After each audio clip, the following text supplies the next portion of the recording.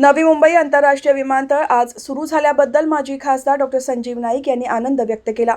पहिल्याच दिवशी त्यांनी कुटुंबासह येथून विमान प्रवास केला।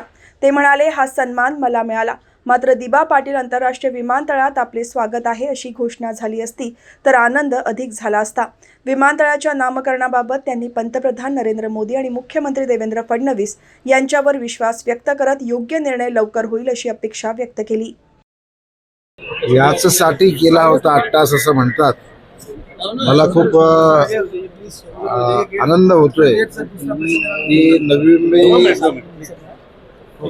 आंतरराष्ट्रीय विमानतळ या ठिकाणी आज याचं पहिलं विमान नवी मुंबईमध्ये उतरलं आणि त्याचा प्रवासी होण्याचा सन्मान या ठिकाणी नक्कीच मिळाला।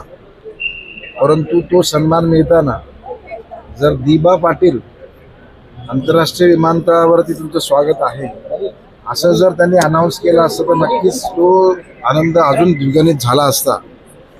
मनामध्ये नक्कीच खंत आहे, परंतु माननीय नरेंद्र मोदी साहेब आणि माननीय देवेंद्र फडणवीस साहेबांवरती आमचा सर्वांचा विश्वास आहे आणि आज या विमानतळाचा प्रवास करताना लोकांना आज विमानतळावर विमान उतरल्याचा आनंद आहे, परंतु हा आनंद मिळवण्यासाठी इथल्या नवी मुंबईकर जनतेने, स्थानिक भूमिपुत्रांनी आपल्या जमिनी देऊन हा आंतरराष्ट्रीय विमानतळ निर्माण झाला आणि याच्यासाठी दिबा पाटील साहेबांसारखे अनेक लोकांचं या ठिकाणी बलिदान आहे।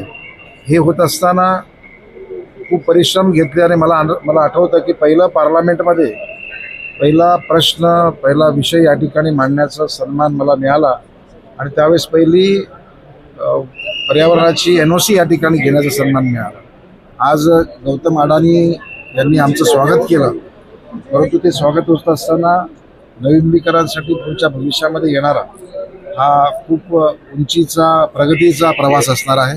मी सर्व नवी मुंबईकरांचं धन्यवाद करतो, महाराष्ट्र सरकारचं आणि माननीय पंतप्रधान साहेबांचं धन्यवाद करतो आणि ह्या आमच्या लाडक्या नेत्याचं नाव हे लवकर लागेल अशी अपेक्षा व्यक्त करतो।